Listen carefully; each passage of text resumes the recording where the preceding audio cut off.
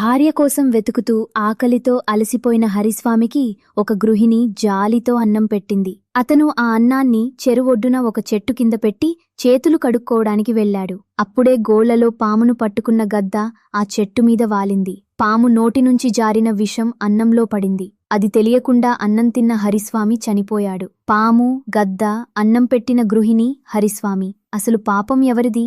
పాము, గద్ద, గృహిణి ముగ్గురు నిర్దోషులు. నిర్దోషిని నిందించిన హరిస్వామికే ఆ పాపం అంటుతుంది అని విక్రమార్కుడు ఆన్సరిచ్చాడు. పాము శత్రువు గోళ్లలో చిక్కుకుంది. అది ఎవరిని చంపాలని విషం కక్కలేదు. ప్రాణం పోతుండగా విషం బయటకు వచ్చింది. గద్ద కూడా హంతకుడు కాదు. చెట్టు కింద అన్నముందని, దాన్ని హరిస్వామి తింటాడని దానికి తెలియదు. ఆ గృహిణి ఆకలితో వచ్చిన అతిథికి అన్నం పెట్టింది. ప్రమాదం తెలిసిన వెంటనే వైద్యుడి కోసం పరుగెత్తింది. ఆమె చేసింది అతిథి ధర్మం. హరిస్వామికి విషం ఎలా పడిందో తెలియదు. అయినా నిజం తెలుసుకోకుండా తనకు సహాయం చేసిన గృహిణినే నిందించాడు. చావుకి కారణం విషం, కాని పాపానికి కారణం నిర్దోషిపై వేసిన నింద అన్నాడు విక్రమార్కుడు. మౌనం విడిపోయింది. బేతాళుడు ఎగిరిపోయాడు. రాజు మళ్లీ చెట్టు దగ్గరికి వెళ్లి ఆ శరీరాన్ని భుజాన వేసుకున్నాడు. తర్వాత సముద్రతీరంలో జరిగిన స్టోరీ మొదలైంది. జీమూతవాహనుడు అనే రాజకుమారుడు అక్కడ కొండలా పేరుకున్న పాముల ఎముకలను చూశాడు.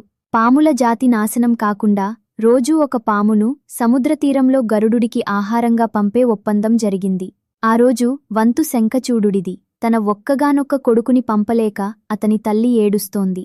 ఆ మాటలు విన్న జీమూతవాహనుడు శంఖచూడుడి బదులు తాను వెళ్తానన్నాడు. కాని శంఖచూడుడు ఒప్పుకోలేదు.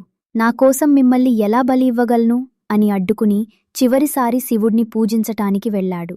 శంఖచూడుడి గుర్తుగా ఉన్న ఎర్రని వస్త్రాన్ని కప్పుకుని సముద్రతీరంలోని బలిరాయి మీద పడుకున్నాడు. గరుడు అతన్ని పాము అనుకుని ఎత్తుకెళ్లాడు. తిరిగి వచ్చిన శంఖచూడుడికి తన బదులు జీమూతవాహనుడు వెళ్లాడని అర్థమైంది. ప్రాణాపాయం తప్పినా ఇంటికి వెళ్లకుండా గరుడుడి వెంట పరిగెత్తాడు. అతను పాము కాదు, ఈరోజు బలి నేనే, అతన్ని విడిచిపెట్టు అని అరిచాడు. ఒకడు పరిచయం లేనివాడికోసం ప్రాణమిచ్చాడు. ఇంకొకడు చావు తప్పినా తన బదులు వెళ్లినవాడిని కాపాడడానికి తిరిగి వచ్చాడు. ఇద్దరిలో పెద్ద త్యాగం ఎవరిది? నెక్స్ట్ పార్ట్లో చూద్దాం.